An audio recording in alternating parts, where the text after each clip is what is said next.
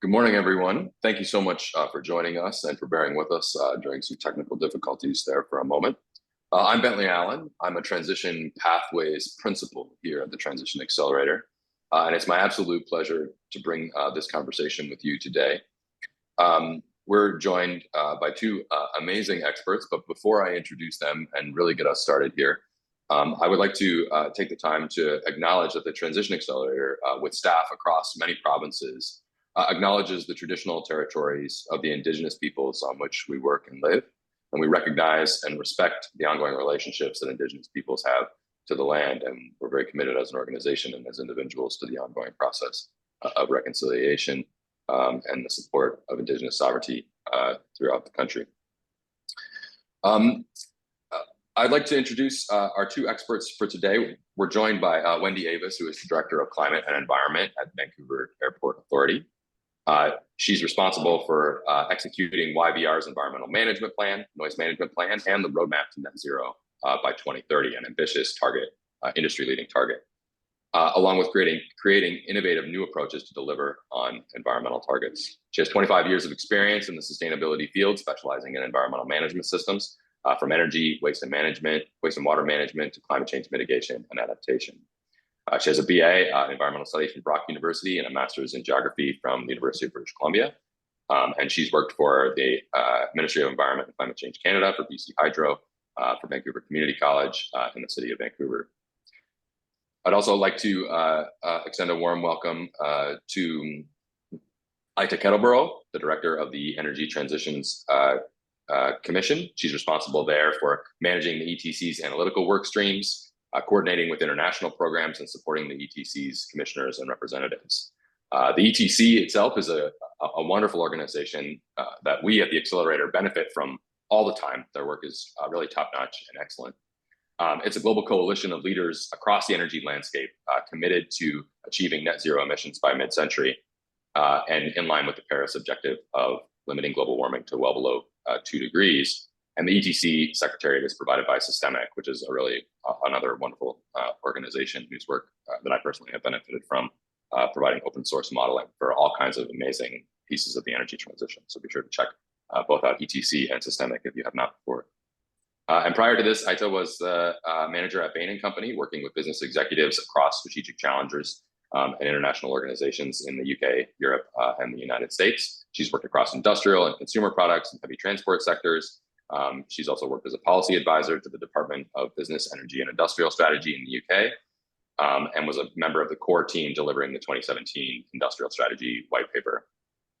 So we're really pleased to have Wendy and Ida with us, and we're really looking forward to this conversation. So today's discussion centers around a really critical question for us, which is, what's the best use of biofuels? This is far from a simple question, and it's one that's worth really diving into and unpacking, given the growing interest in biofuels as a key element in net zero pathways. But at the same time, there's been a lot of controversy around biofuels and how and whether we should use them and what the potential negative side effects, the risks, and the trade-offs of using biofuels might be. So it's important to have a thorough and extensive discussion and understanding of biofuels and their potential role in net zero.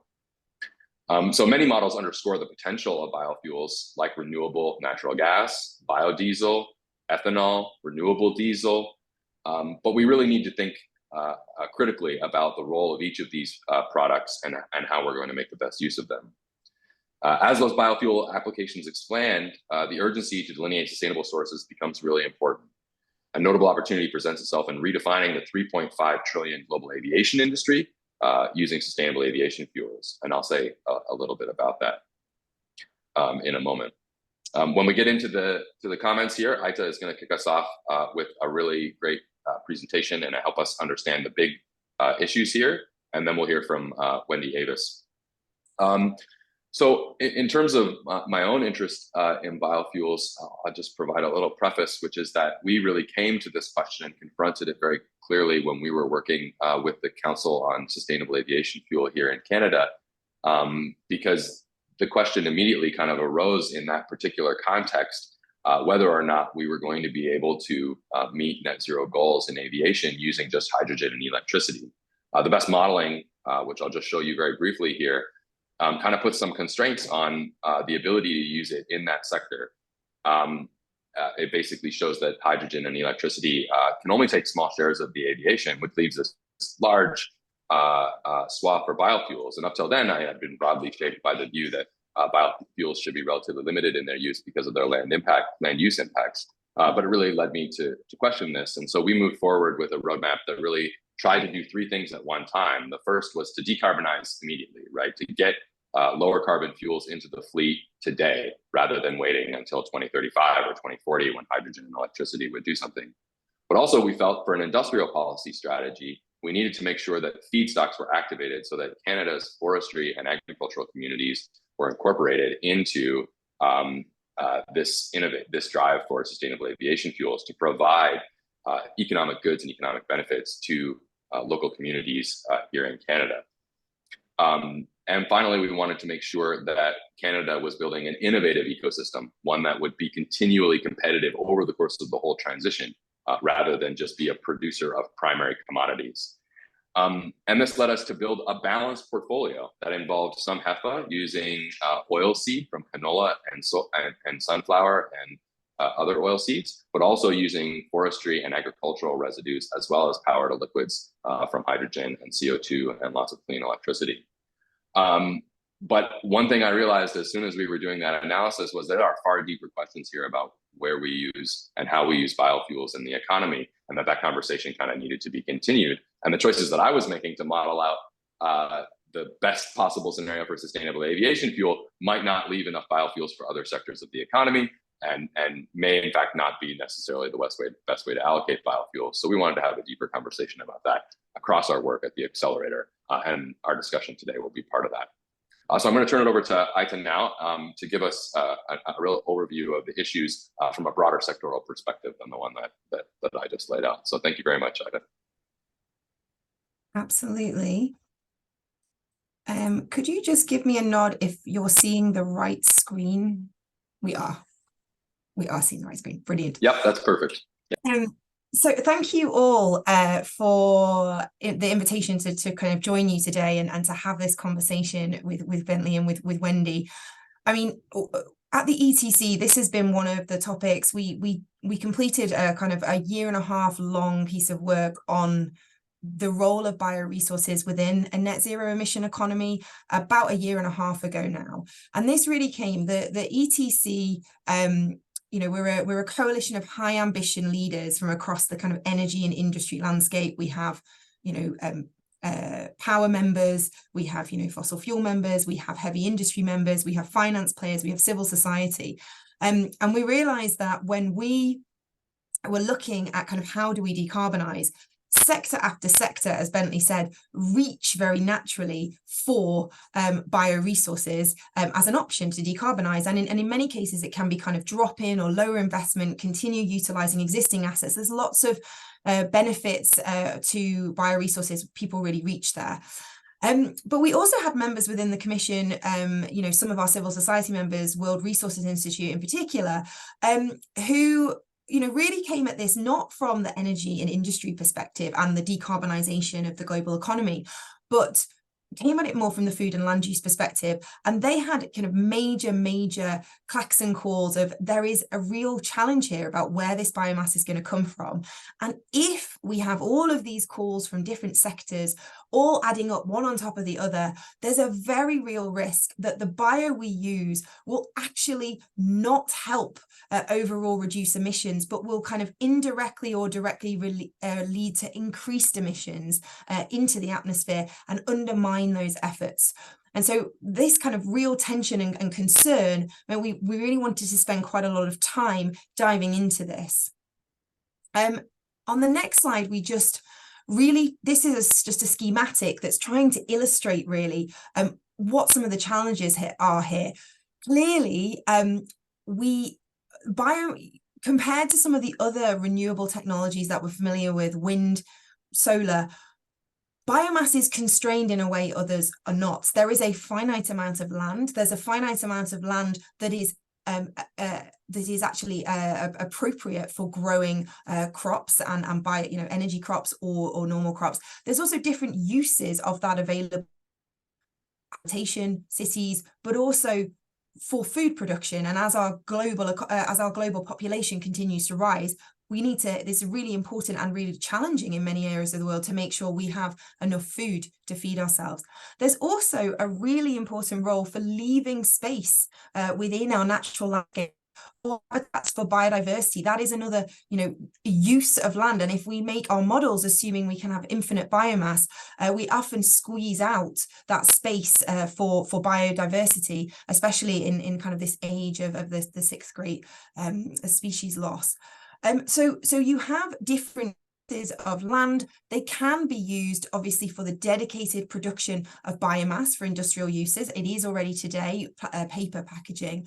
You also could use and dedicate your land for climate mitigation purposes, but even here you wouldn't necessarily dedicate it only to bioresources for use for use themselves. You might dedicate that same land to a solar farm, because actually the energy you can get from the solar, from capturing the sun's rays on that same kind of kilometre square of land is significantly higher than perhaps if you capture it via plants and then convert those plants. You also might want to do CDR, so carbon dioxide removal, reforestation. Sometimes there can be benefits to both. So you certainly have, for dedicated uses of land, you've got some real constraints. You also then have biomass sources from indirect uses, so waste and residues. We're already using it for something else, but that produces biogenic waste that we can use. So we really wanted to look at that. And you also have opportunities to produce biomass not on the land, aquatic sources, macro and microalgae, the seaweed economy.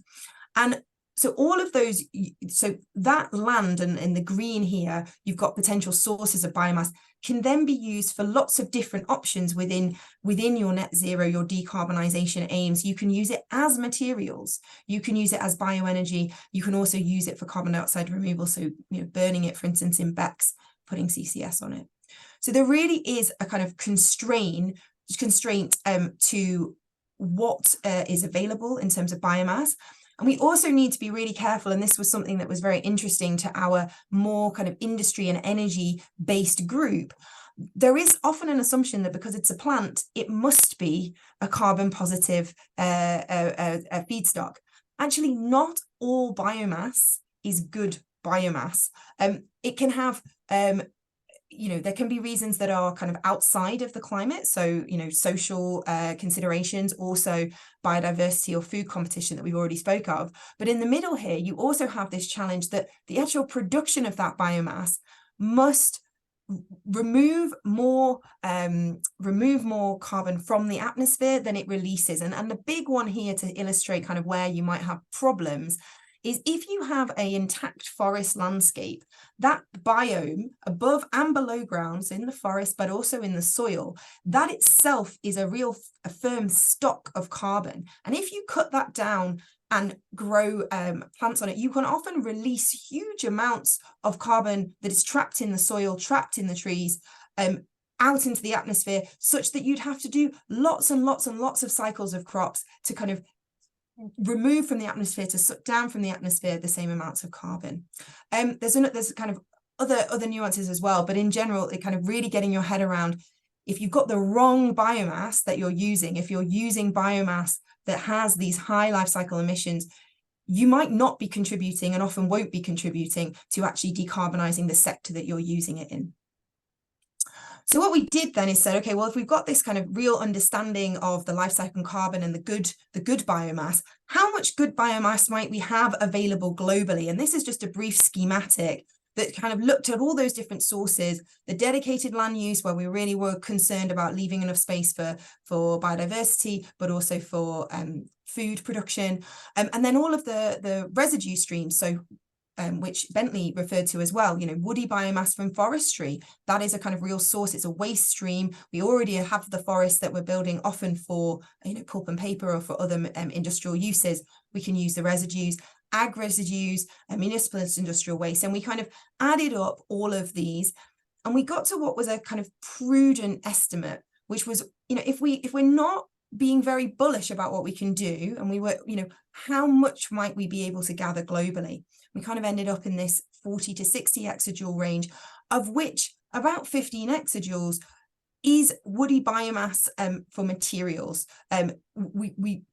It's timber from a forest. You're probably going to keep using it as timber. You're not going to be burning kind of high grade wood from a kind of industrial timber forest. So it kind of leaves 30 to 50 exajoules available globally for industry and energy uses. With the one really big caveat on the right hand side, that there are absolutely believable scenarios where we would have quite a lot more bioresources, indeed, doubling of this constrained supply, but they rely on us making low quality land available for biomass production, and that is mainly shifting away from all of the land we use for pasture land today. So where it's already pasture land, if we could stop producing, using that for meat production, we could switch that to bioresource production for energy and industry. But obviously there's some big questions there of, will people change their meat, their diet patterns? So we realized that we kind of felt pretty confident, and working with IASA and some of the kind of technical experts who look at, a model of the world, which is kind of 10 kilometers by 10 kilometers, what's all the land use, where might we be able to produce this? We were fairly confident that the supply is severely constrained. And the other thing we know is that for many of the sectors of the economy, the alternatives are collapsing in cost. So yes, you might reach for bio immediately because it's easy, but actually, when you look at the alternatives, especially compared to where they are and where we might get to by 2050, the costs are just declining such that the alternatives are probably more attractive. And that's, solar and wind, cost declines, green hydrogen, batteries, direct air capture, all of these technologies, we think there's kind of credible paths forward for those costs to decline, even recognizing that in the last few years, given some of the supply chain constraints, given some of the challenges we've had, that there have been some kind of small upticks in costs, but we kind of, short-term upticks, but a long-term cost decline curve. And so with that in mind, we basically did a piece of work where we looked at where are all the areas in the economy that might want to use bioresources. So across the x-axis here, you have lots of different sectors of the economy that might want to use bio to decarbonize. And we said, kind of, where are they and how much might they want to use if all of their decarbonization was done by a bio route? And then we said, and what we plotted on the y-axis here is we said, in 2050, so this includes those lower costs that we think will be delivered by 2050, what would be the break-even cost that you might want to use that would tip you from using wind or solar to using a bio-based alternative? And basically what you see is where the break-even costs are high, that means that the alternatives are also costly, difficult, less available. You're probably really wanting to call on bio. Where the costs are low, we think there'll be alternatives that would just be cheaper and easier. So the first thing that comes out of this graph is just this. I'm just going to walk you through kind of some of the very key messages, but the first thing that comes out of this graph, the materials and feedstocks are one of the highest value uses for bioresources, because often you're using them for the inherent characteristics of those materials. You're using them for pulp and paper, you're using them for timber. It makes sense. It's very difficult to have alternatives for those, so that they continue to be a very high. But a lot of the current applications of bioenergy, where you're familiar, those biodiesel, that bio in power generation, we actually think the alternative decarbonization technologies will be cheaper. We won't want to be using biodiesel in passenger cars, because EVs, the path to EVs really outcompeting means it would just be a cheaper option. It wouldn't be what you would choose to use. Similarly, with bulk power, we think a renewables dominated system using very cheap wind and solar, other renewables and storage technologies, you would really kind of take the bulk, meet that bulk power need that we've got. There are also kind of several cost competitive uses, which we do think then you would potentially want to continue using bio for, and that includes aviation, it includes feedstocks for plastics, it includes some niches for high temperature heat where you need very, very high temperatures, and where we think the kind of hydrogen based alternatives are less available. I've talked about aviation and we're going to come on to this. You know, for aviation, really the challenge is, as Bentley outlined already, direct electrification or direct use of hydrogen. We do think there's an interesting role there. There's a lot of tech and innovation, but ultimately it's probably the short haul flights that will cover. For the longer haul, just the energy density that you need in your fuel mean we're highly likely to need a similar type of fuel. So then you're either making a kind of alternative to existing kerosene with bio SAFs, or as Bentley mentioned, you're making them synthetic fuels, power to X, with kind of power and hydrogen. And then the final thing to just note is, given the need that we believe we'll have in general across the economy for removal of carbon, in addition, any sector where you can combine a use for kind of productive energy now, but also capture that carbon and put it underground, you're likely to have an additional revenue stream that use case could use.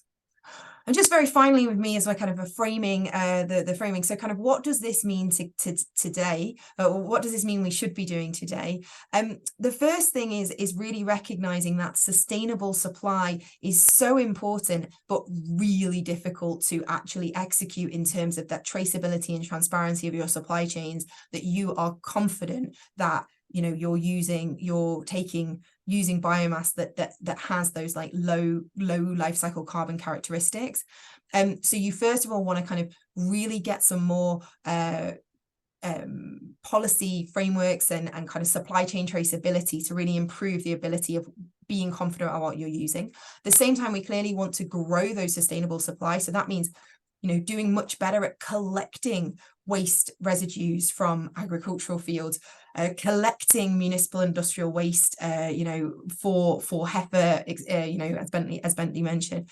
There's also then, and then finally, you really want to be creating the conditions for optimal use. It's going to be really difficult to know where to put bio. I mean, one of the things that's interesting from a policy perspective is use of bio for cars and for power. They were both, you know, they were both policy priorities for the climate community 20 years ago. You know, the reason they've been pushed there is because we thought they were what we needed to decarbonize those sectors at the time. And it's, you know, technologies have evolved in the meantime that have kind of overtaken. So there's a really challenging with bio to know, you know, we think we've got a view, there's a lot of assumptions in there. It could be, so how can you, using kind of appropriate you know, regulations, different kinds of implicit and explicit carbon pricing, how can you encourage the use of bio in those sectors where they'll value it most, they'll want to pay most for it? And then finally, just along the bottom, a really important priority for bio is actually the non-bio alternatives. You know, we have to have, for our global, to meet our global decarbonisation, you know, to limit global warming, we've got to have wind and solar racing ahead. We need to look at kind of developing the clean hydrogen economy to use it where it makes sense. And we need that vital but limited role for CCUS where alternatives just aren't available. And it's not everywhere. And in fact, it's not most places, but it's a really important. So kind of thinking about bio also requires you to think about the alternatives. On that note, I kind of raced through that, but hopefully it gave you a bit of an indication, and I'll hand over to Bentley and Wendy now. No, that's fantastic. Just leave the slide up for 1 second. So the only thing I would add to that last slide is that those last three things, clean energy, clean hydrogen, and CCUS capacity, they're also necessary to produce biofuels in the first place. So even if you want to scale biofuels, you need those three things anyway. So I just thought that was a nice little resonating point. I just wanted to go back to the last slide for a second to ask a clarification question about the error bands that you have about sustainable supply. Is the conclusion here that we have, you know, only about 65 exajoules a year of biomass, or do you think there's more potentially? And you know, how confident are you folks in that little red band there, and how much biomass would actually be available? So that band corresponds to effectively, so that band is the 40 to 60 that you see on this slide, which is our prudent estimate. So that's that band. If we took actions, which we are absolutely able to do globally, to make more land available, we could actually double that 40 to 60. Got You it. could get it to 100, 120. The Right. bit that you have to kind of, that's always often people want to say, well, we could do it, you know, if we all shifted away from meat. And the thing is that absolutely that's true, but at the moment, from a behavior perspective, that's not what we're seeing. And with the kind of growing middle class globally, in fact, we're having more meat consumption rather than less meat consumption. So in terms of the confidence, the left-hand side is where we're really confident that, you know, we should be able to plan on this, but it really requires, as you'll see here, a lot of it is in the waste and residue space. So it really requires us to be collecting, especially the woody biomass from forestry, you know, sawdust and chippings from industry uses of timber, agricultural residues, although making sure we don't take too many, because you need to put them on the ground to make sure the soil isn't depleted over time. So there's a bit of a balance there, but you can take some residues that you can count on. If you want to go more, it's kind of diet shift or synthetic, you know, shift towards synthetic meat, both of which are possible, but there's a kind of more open question. No, that's fantastic. Thank you very much. Yeah, so I'd like to turn to Wendy, and you can stop sharing there. Thank you. And Wendy, I just wanted to ask you, you know, a more practical question, which is that in your work managing the environmental energy systems at Vancouver Airport, how do you see the use of biofuels in the future of the decarbonization efforts at the airport? Thanks, Bentley. So yeah, so maybe just start with just a little bit about YVR for those of you that may not know us. So we are Canada's second busiest airport, located on the west coast of the country. So about 26 million passengers pre-pandemic, and based on the summer, looks like we might be back there for this year. So and I wanted to acknowledge that we are on unceded traditional Musqueam territory here. That's where I sit. And we do have a sustainability and friendship agreement with Musqueam community. And so I feel privileged for that the friendship part of that is in there. Then the Musqueam community and the YVR community are friends. And so we do this work together. I think in looking at decarbonization for the airport, we kind of have two things that are increasingly becoming interrelated.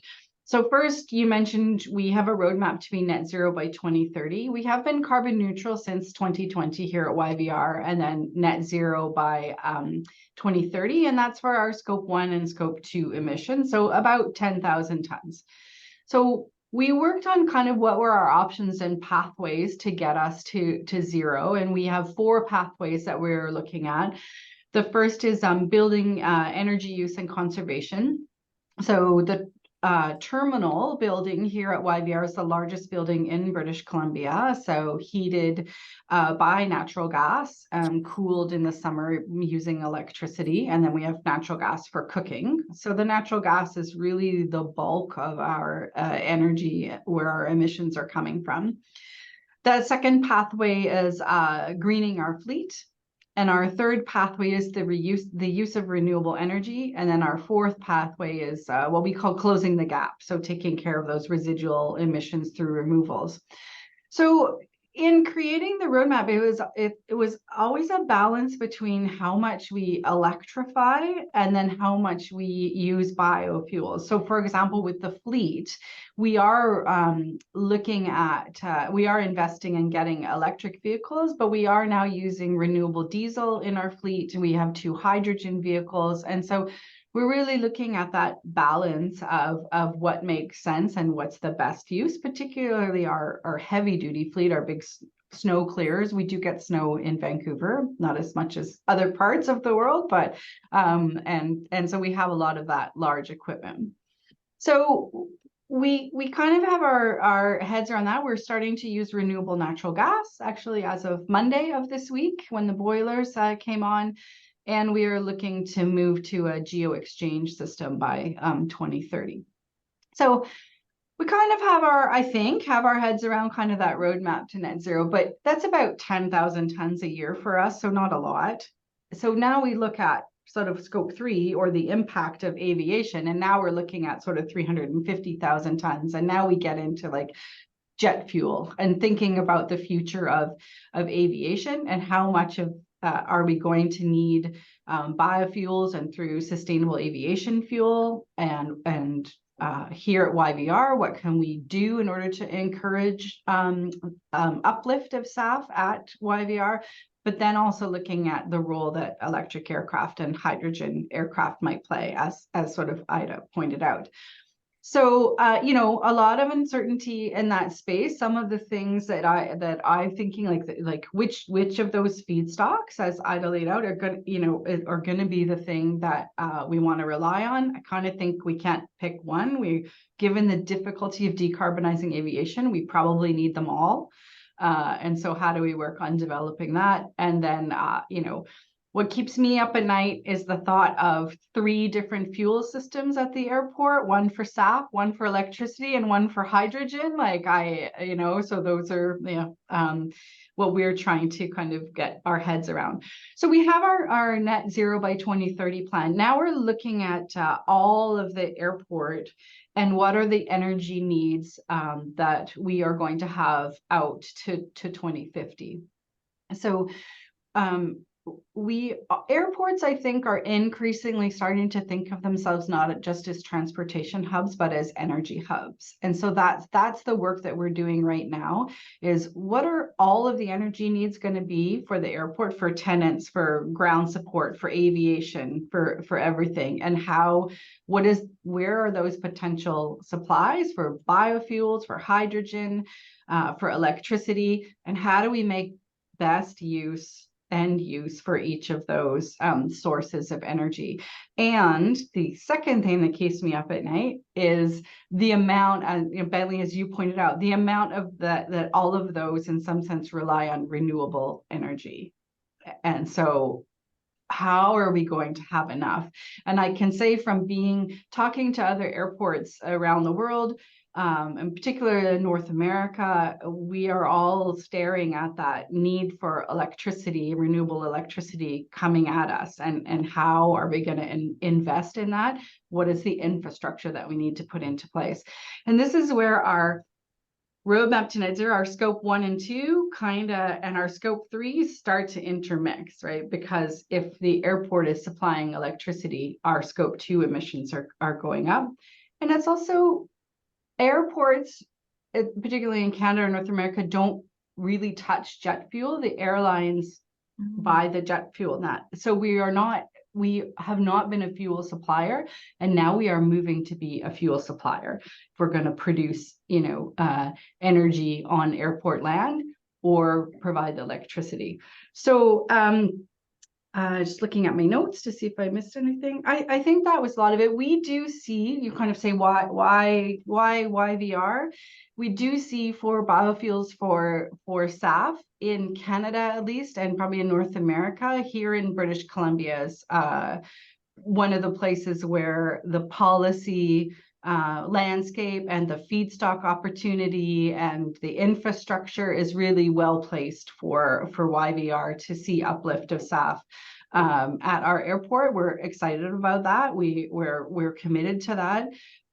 We did do a study in 2020 called Bioport YVR that looked at the supply chain, the whole supply chain. We see British Columbia is very well placed for SAF. We need a few policy things in place. The impact of the U.S. Inflation Reduction Act, certainly we're seeing the pull of investment into the U.S. We'd like to see that in Canada here, but we are excited about the potential for that for YVR.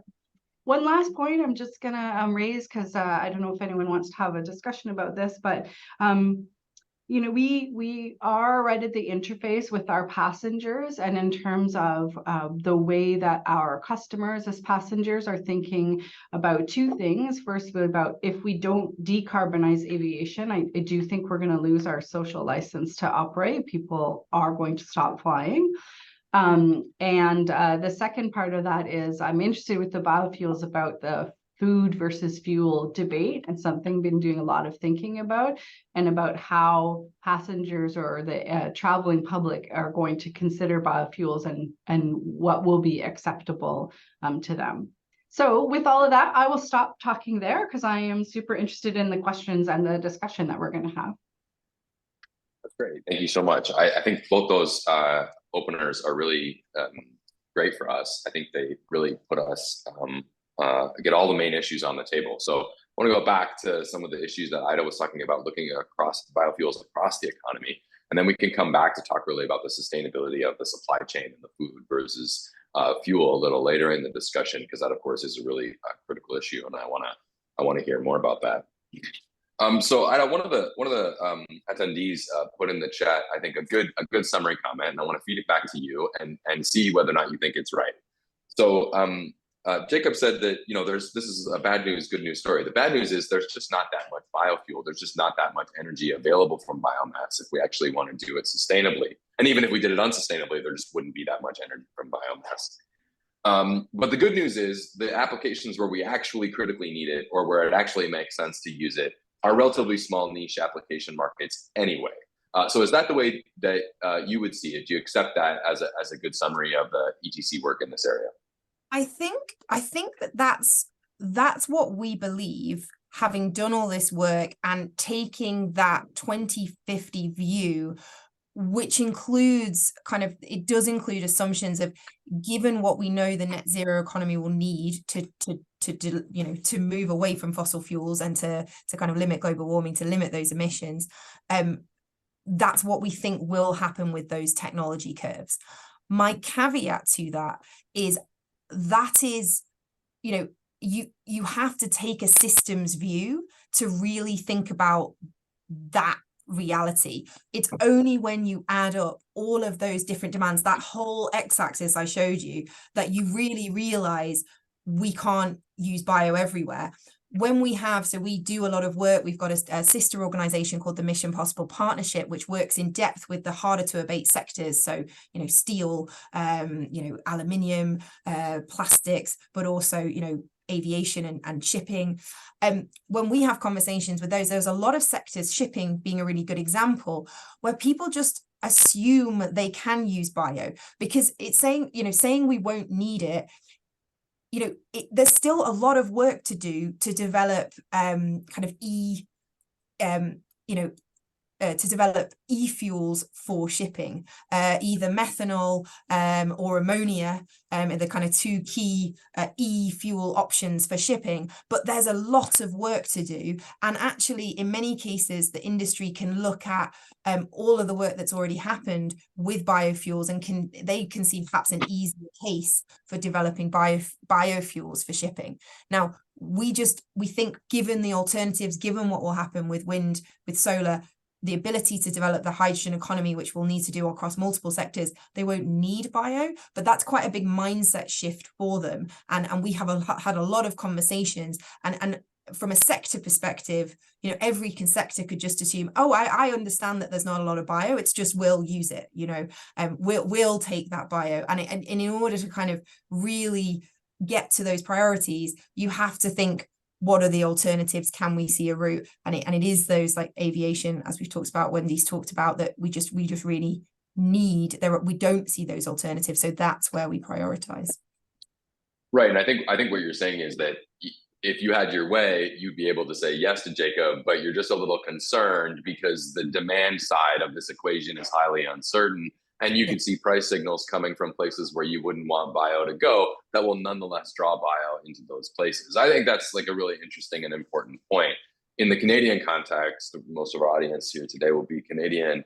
We have a clean fuels regulation at the federal level, which makes renewable diesel available through a mandate on the production side. But the problem is that most of that is going into road transport. Right now, right? Because that's where the price signal is coming from, and there's other incentives to get it into road transport from other various subnational policy programs that we have in the country.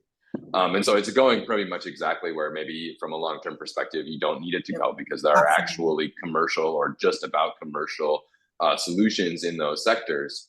And so demand is pulling the biomass into those sectors, when from a thermodynamic perspective or from a long-term net zero systems perspective, that might not be where you want it to go. Are there any lessons learned from other countries about where folks have really thought about this in a good strategic way that you think are best practices, or is there something that we can learn from, or ways to understand and think about how to resolve those policy and political economy dilemmas? I mean, the first thing to say is Canada is not by any means alone with having this problem, right? Europe in particular, the European Union, active policy that's only over the last few years been debated, but that has been pushing bio into both bulk power generation and biodiesel for light duty transport, and so I suppose the other challenge that kind of that historical reality that we've had bio being pushed into these sectors, that we now, with more knowledge, with more data, we're actually we're not sure that's really where we do want it to be put. It also creates a bit of a risk with policymakers, because Wendy said for SAFs to really develop around their program, which they think is they've done the work, they think there's a strong case there, policy support is going to be needed. But at the same time, when you're saying policy support is going to be needed, you're saying, but guys, when you 10 years ago, when you gave policy support to push it to biodiesel, actually we didn't need that policy support, and actually that's actively undermining the transition now from a kind of overall system perspective. In terms of kind of what it is that can maybe get through that thorny requirement, the first thing is meaningful carbon taxes, prices, implicit or explicit, that help to kind of shift the signals, but they have to be combined with really and indeed for policy as well, biofuel, really robust assessments of biofuel life cycle emissions, because at the moment, again, there are often, you see this in policy documents, there are often kind of blanket assumptions that all bio is has X life cycle emission, and then I think that given where we stand with the policy base, some kind of recognition and kind of deliberate policies or different policy shifts to discourage these suboptimal uses, and indeed a conversation with the existing biofuel industry to how can they transition, because they've invested, they've developed as a solution, but actually kind of can we shift those over. And I do think that Europe has taken steps in the last years to try and address this, but it really is I wouldn't say that there are countries that we really think have got this right yet. Which really illustrates the scale of the challenge. Yeah, no, I think that accords with my experience and my learning in this area as well, that we really don't see any jurisdictions rationally using biofuels in the way that maybe us in the more modeling technical community would like it to be seen. I think the US is even worse than both Europe and Canada from a land use perspective and a global impact perspective and an EORI perspective. It's probably almost negative in some parts of the bioeconomy in the United States. Yeah, I feel like we could talk about all that all day. I want to get back to Wendy and the questions, because they just kind of came up in Ida's comments there about infrastructure and the need to build infrastructure for these fuels versus the temptations of drop-ins. And so again, that's what we're seeing in road transport, right? Is that renewable diesel acts as a drop-in that can be mixed with regular diesel, and therefore we can just use it without transforming anything. And of course, in aviation, that's a major attraction of it as well, right? That there will have to be some new SAF infrastructure created alongside the existing diesel infrastructure. But broadly speaking, from the planes perspective and from the longevity of the capital expenditure that is happening by the airlines on planes that are expected to be in the air for 30 or 40 years, there's a broad appeal for sustainable aviation fuel for that particular reason. So Wendy, I wonder if you could comment on that. And I also wonder if you could talk a little bit about the decision-making get into the decision-making that you folks went into about figuring out what kind of net zero solutions you were going to use in what parts of your fleet, whether you took the systemic perspective or whether from a use standpoint, your decision-making was really just structured by cost. And then I'm really definitely wanted to double click on the renewable natural gas application that you have. So I wondered if you could tell us more about how that decision was made and where that renewable natural gas comes from, or how it's made, if you know those details. Sure.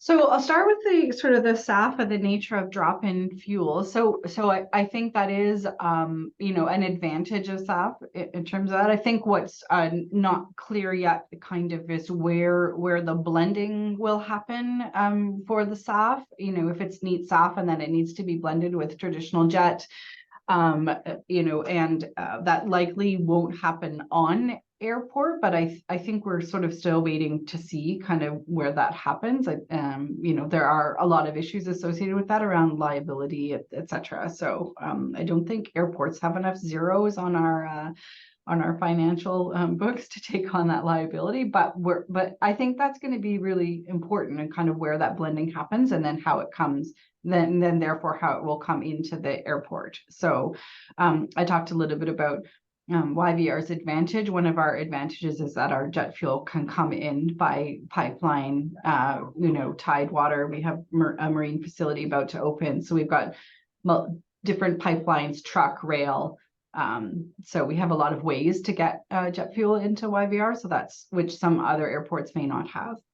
But I think there is the recognition that there's not going to be enough SAF to decarbonize aviation.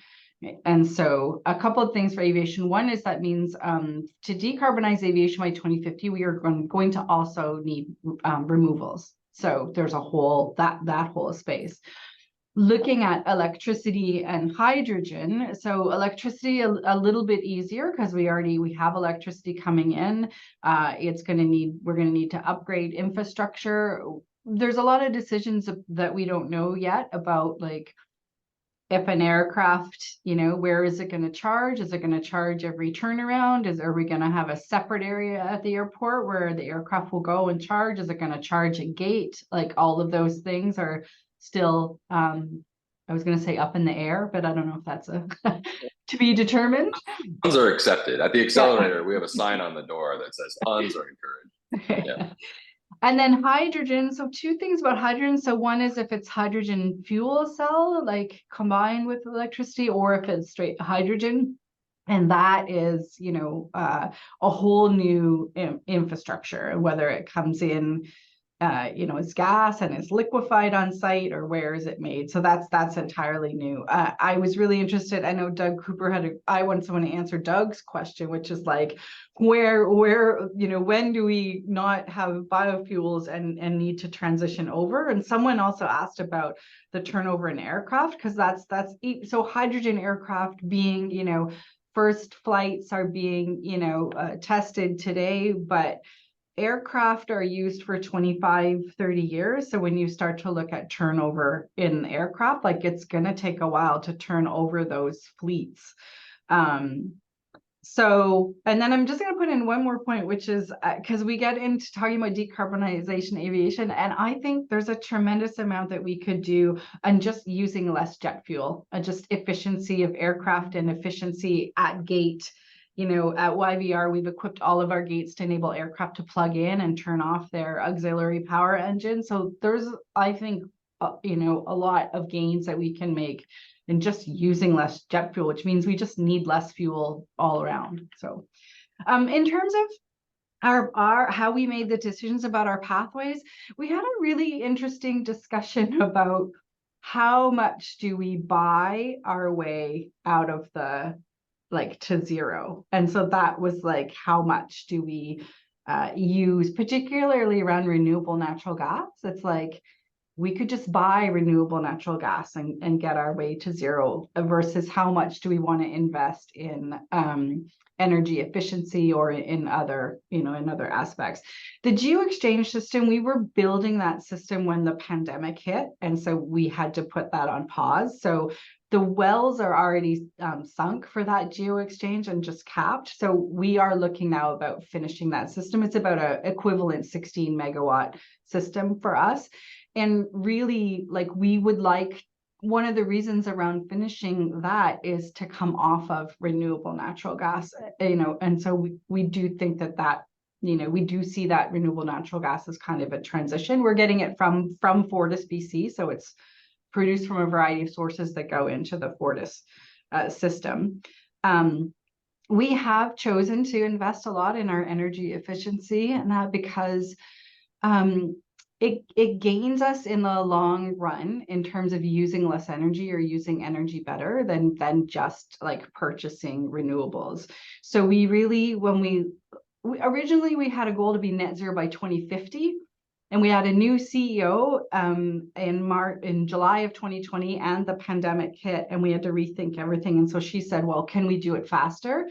So we went back and redid all the numbers and actually saw that we gain a lot by going faster to 2030, because we gain all of those savings. And then just the last point is I think we also are looking at resiliency and the impacts of climate change.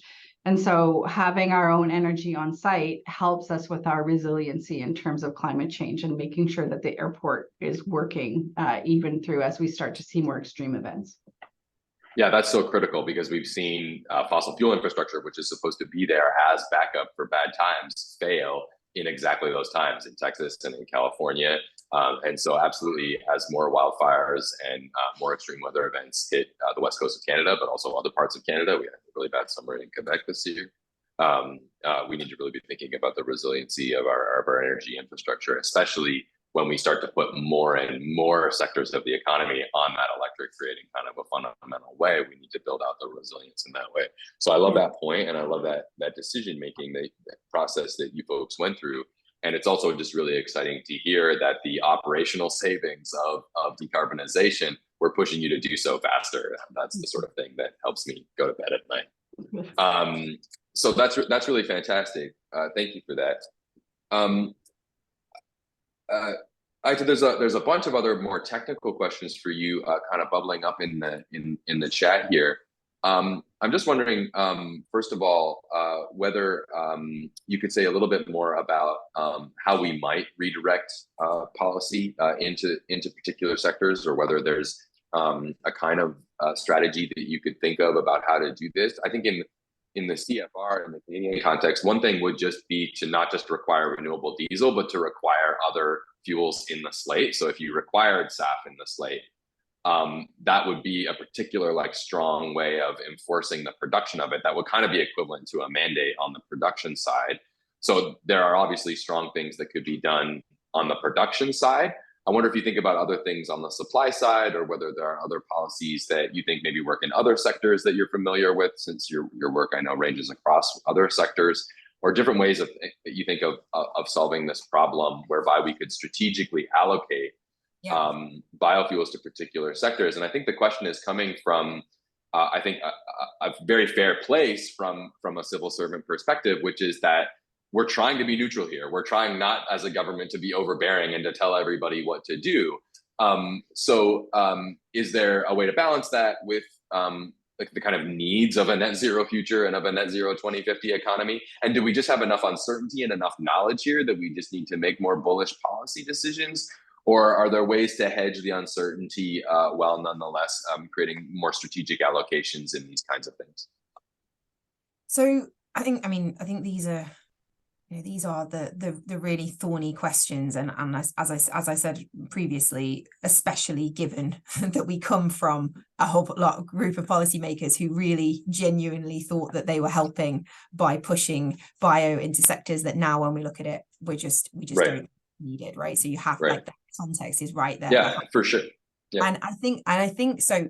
The way we've thought about it, where we have highest confidence, we have been advocating for blending mandates, for instance, because we just think in aviation, and we advocated this strongly in the European context, and in fact, it is being that the industry needs those forward-looking certainty. If you just rely on waiting for kind of prices to evolve and for the cost signal, we won't be able to do it in the time that we think we need to, given those long lead times for building up that kind of SAF production capacity, and thinking through all of these questions that Wendy has just very eloquently listed, of the incredible decision tree of kind of things you need to know in order to be able to plan for this, and a lot of those pieces are still moving. So we have said that, and we do kind of strongly think it's a useful tool to have those kind of clear blending mandates for SAFs. We also think that it's useful for those to both cover and have kind of both the bio-based SAF and also the kind of power to X, if we believe we need kind of both to give those kind of signals. We also think that kind of piece we talked about before about working with the existing industry to see what is the capacity to shift existing production so that you're kind of not, you know, Right. we're already producing this, can we shift it over? So I think, you know, absolutely in those cases. We also, there's some very interesting things that you can do with traceability, as we've talked about, and kind of more accurate views of the embedded emissions within bio, but then, you know, obviously you need those to be accurate, so you need to have this piece about the feedstocks you're using, but then if you're using that information to kind of look at the kind of options available to you across those different sectors, you can also, for instance, on the chemical side, you know, there's a lot of really interesting work that's happening around product level emissions intensity, existing production, and then potential alternatives. So for instance, with a bio-based feedstock, and can you kind of be clearer on what the differences might be, how we might think about that, to kind of effectively enable, I guess, the other big lever, which is kind of voluntary premiums being paid for these products. So if you can get that certification and clarity, and you can be clear that you're producing something in that has lower emissions, you can also then sell that on to, you know, consumers who are willing to pay that green premium. But at the moment, Right. on a lot of the bio stuff, we just don't have those signals. It's not even, you know, even if you wanted to buy, it's not there at scale. The final thing I'd say, and this also links to another question in the chat, I can't remember whose name was against it, but there was also a question about kind of the local nature of bioresources. Yes. There's actually the other piece that we think is really important for bio, and it's important for bio, but it's also important for a lot of other things, especially renewable dominated power systems, is the importance of having a strategic vision, and really for that being kind of the importance for someone to take ownership of grappling the scale of the problem, understanding the supply view that is local to your country, and then thinking about the demand use within that country and kind of what the optimization is, including, you know, exporting. So, you know, Yep. definitely see that truly sustainable sources of biomass could be quite a valuable thing for other countries that don't have as many resources wanting to access as well, right? So this idea of you might be trading bio, it is it's bulky and it's heavy, so transporting it is costly. So you really have to be in a world where you believe that we have quite stringent net zero, we have stringent targets, and we have kind of real meaningful carbon prices or equivalent, explicit or implicit, to it to drive it. But this kind of national vision for understanding where we're going to get the bio from, where we might want to use it, even if that is then, it can guide those particular policies that are sector specific, but also just having that vision and having people understanding and thinking in that optimized use can itself be useful. And I also think that's important, as I said, in the power system, where if you're thinking about a renewable dominated system, you're thinking about shifting to wind and solar, we actually need, you know, a different vision of how our power system works. Yep. If we want to do it as quickly as possible, this idea that we can just wait to see how it evolves, it probably will happen, but it won't necessarily happen by mid-century. It won't happen in time to limit warming in the ways we want to. So kind of in this step change period, the role of having that more strategic vision of what we want to do, and therefore ability to answer questions like such as Wendy asked, can be very helpful. Yeah, absolutely. I think that's right. And I mean, I would certainly encourage that exact same thing, right? That the strategic vision on behalf of the government is absolutely essential to doing this stuff, because you have to really understand how your current energy system is comprised, what you want your future energy system to be, and then you need to design the policies in a way that will allow you to actually achieve that. In a way that not just is compatible with net zero, but in a way that produces local political and economic benefits for the people, because they have to actually support this. Yeah. And so it's really easy always to model where we would like things to be, but I think we have to make it accessible to policymakers and to civil servants by by showing the hooks that these policy recommendations can have for producing local economic benefits. And I like what you say, and I think that is actually a great answer to Keegan's question about the local versus the global, right? Which is that it really is going to depend on what you're trying to do in your broader strategic vision of net zero. If you want to be an exporter of products, then maybe look at how you could conserve the use of biofuel in these sectors so that you have some available for export.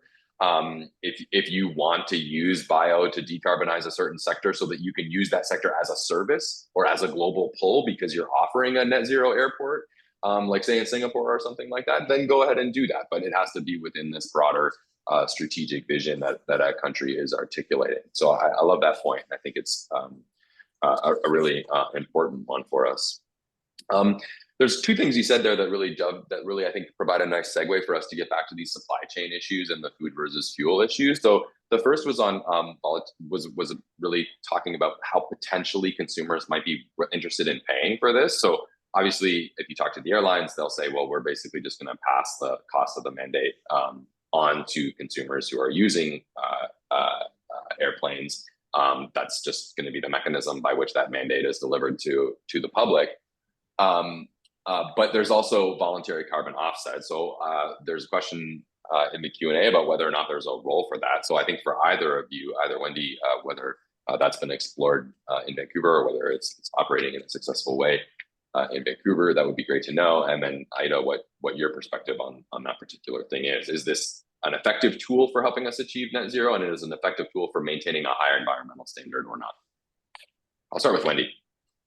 I mean, for us, for the airport, we've been carbon neutral since 2020 and purchasing offsets. We chose to purchase offsets within British Columbia. So that means we pay a bit of a higher price, but I think that matches our values in terms of investing in BC and jobs here. So, but I am looking forward to moving towards removals because I do think that they're better than offsets. Engaging with the passenger, I think we know that uptake on offsets when someone buys their ticket, it is low. And for a lot of reasons, I'm sure, which we all understand, having purchased an airplane ticket, so that uptake is low. I think we are looking at sort of alternatives for that. We've been doing some thinking about how we engage our passengers as they move through the airport, because I feel like that is a really good time to engage with someone is when they're flying. And so could we offer an offset or SAF and for them to make an investment in SAF as they move through the airport? We certainly have times when we try not to have people stand in line, but if you're sitting around at your gate, that's a really good time to kind of engage with someone. What that looks like, I think it's still early days in order to be able to tell that. But I think there's a couple of segments that we see leadership in this area on. One is the corporate sector in terms of investing in SAF to offset their corporate business travel and that helping with the demand signal for airlines to and so I think there's some questions around. I think corporations are doing that for ESG goals, which is great. I think we get into that tricky space of allocating environmental attributes if you're going to use it on your GHG accounting and spreadsheets. I think there's work that needs to be done there on how we have auditable and good accounting around that in order to avoid greenwashing or appearance of that. And then I think I think we have opportunities also when we have kind of to engage the public in sort of large events. Like I think about the Super Bowl the last couple of years, having had all of their corporate jets be on SAF, and then looking to Vancouver is hosting FIFA games in 2026. Between 5 and 7 of those, and each of those games is the equivalent of a Super Bowl. So if you think about having 5 to 7 Super Bowls in Vancouver and people traveling through the airport, where is that opportunity? So I think there is an opportunity to engage people as they move through the airport to help them green their travel as well. I think in terms of the traceability of the environmental attributes of that, we've got some work to do around that. But I'm excited by that opportunity. I think we should engage people. I think we should decarbonize aviation just as much, maybe more than other people. And I think how we engage with our customers is a really big part of that. That's great. I think from our perspective, I mean, so first of all, just in terms of what Wendy's outlined, I think that's an excellent for the aviation sector. I mean, in general, for other harder to abate sectors, in many ways, it's a bit easier because you can, the kind of payers of the green premium can often be the other businesses in the value chain. And by the time those other businesses have bought and paid a green premium and it's kind of gone through from, you know, steel, for instance, you know, once you use steel to construct, the additional impact of the green premium for the steel that you bought is, you know, rather than being a 20 to 30% green premium, it's more like a 1 to 2% premium. You know, it's much more absorbable for the general public. I think aviation is the challenge because it really is, you know, it comes to the individual ticket, and I do think that there's some interesting and exciting work on kind of trying to get those demand consolidators, for instance, business travel, for instance, you know, if you're using it for your business, it's a lot easier to negotiate, as Wendy said. So in terms of the general kind of point of view on offsets and removals, we tend towards really wanting you know, the focus to shift more towards removals, but recognizing that removals can be of kind of multiple different types. So you've got the kind of the nature-based kind of improved land management and also restoration solutions, in addition to your kind of carbon engineering type solutions. We think those are going to be absolutely crucial to, you know, keeping the global, keeping our emissions within the carbon budget that we know we have and that is rapidly shrinking, and that the IPCC is also telling us is probably even smaller than we thought, given the warming effect. So, you know, we really do have very little emissions if we want to keep global temperatures from rising dramatically.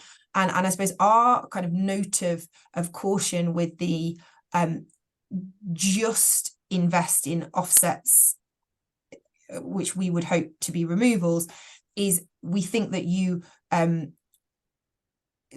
that strategy where you assume that in the long term you're going to have a BAU use of your fossil fuel and just fully offset it or fully remove kind of sufficient at the kind of global level, at the system economy wide level. If everyone takes that approach, we're going to far overshoot where we'll get to.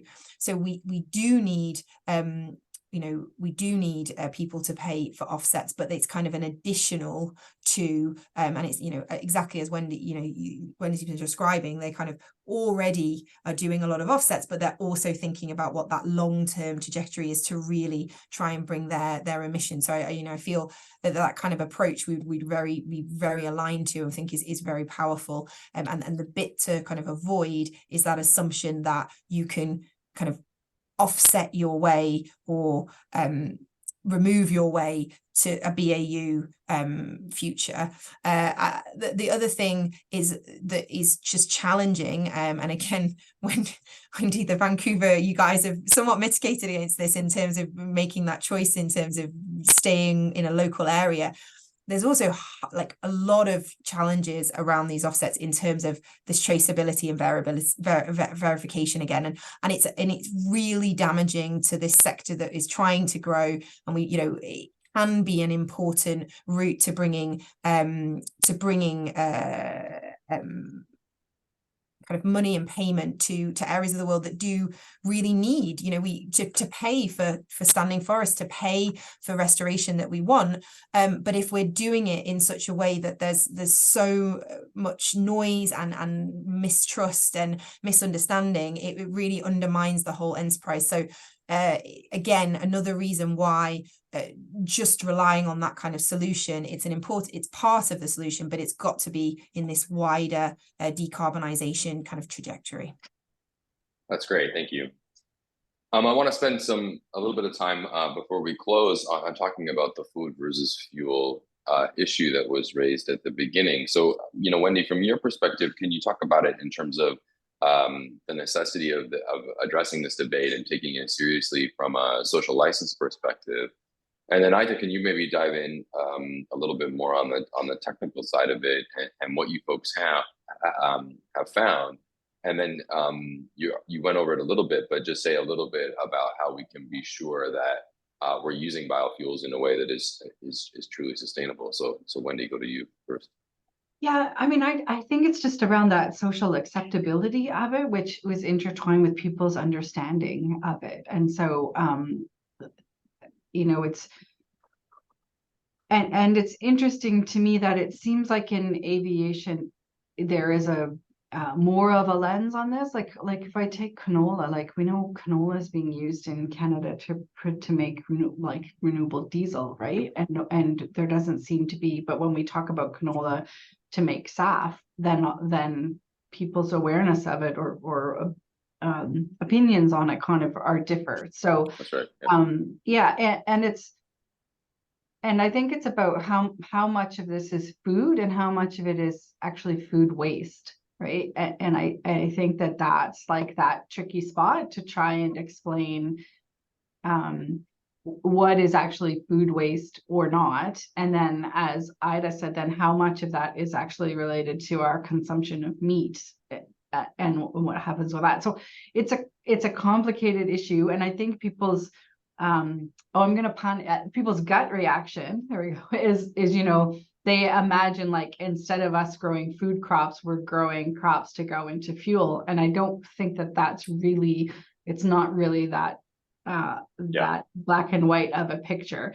And so I think we need to engage on the topic and have some education around that, so people understand that, because I think there's more of an interest it seems to me like there's more of an interest in it with SAF than there might be in terms of some of the other uses of agricultural waste for fuel. So that's Yeah, and I think that's partly because, as you pointed out, that aviation has been targeted as a sector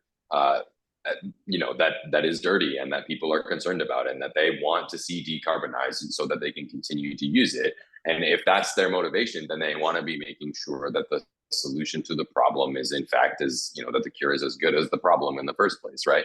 And so I think that's I think it should be well taken by the aviation industry, and from what I can see, it has been, right? That especially the airlines that we worked with in the C-SAF process, that they take very seriously the life cycle emissions and the land use implications of those fuels, and they want to make sure that there are rigorous standards on those fuels, precisely because their consumers care so much about that. If they're going to pay a premium, they want something real to be there. So I do think that that's critical. So Ida, can you help us understand how we can get there? And could you say a little bit more maybe also about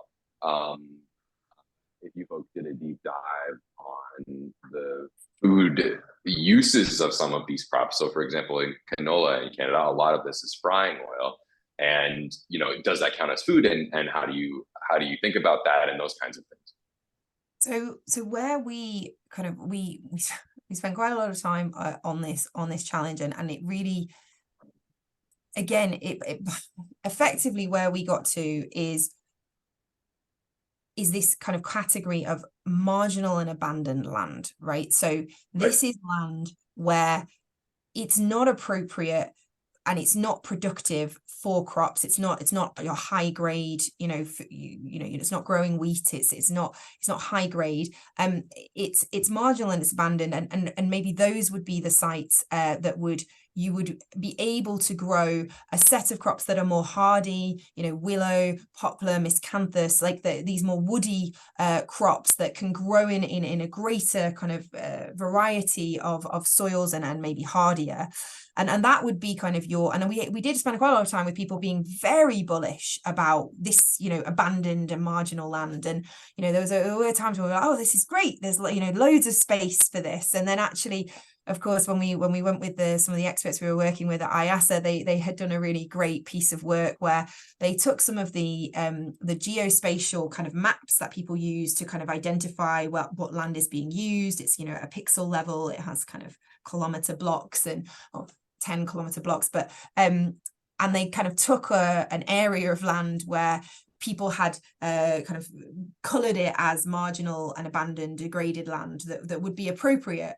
We wouldn't be converting away from crops. We would continue to produce, and we would just be growing these energy crops. And when they actually went out and then like looked at each of these sites, about 90% of it they wouldn't class as actually marginal and abandoned, and it was either kind of it was completely inappropriate. Even with a popular or a miscanthus or you willow, you wouldn't be able to grow it, or it was actually being used and it was just so there is this kind of you know, often people really look for this category that when you actually go for it, it kind of somewhat disintegrates. So that was one of the reasons that we really wanted to focus in on quite a limited amount from dedicated land, really just looking at often where it was already energy crops today. You weren't converting new land, and indeed, of course, with continued population growth, there are pressures to convert back away from you know. So there's not to say that's a static view, and to really focus in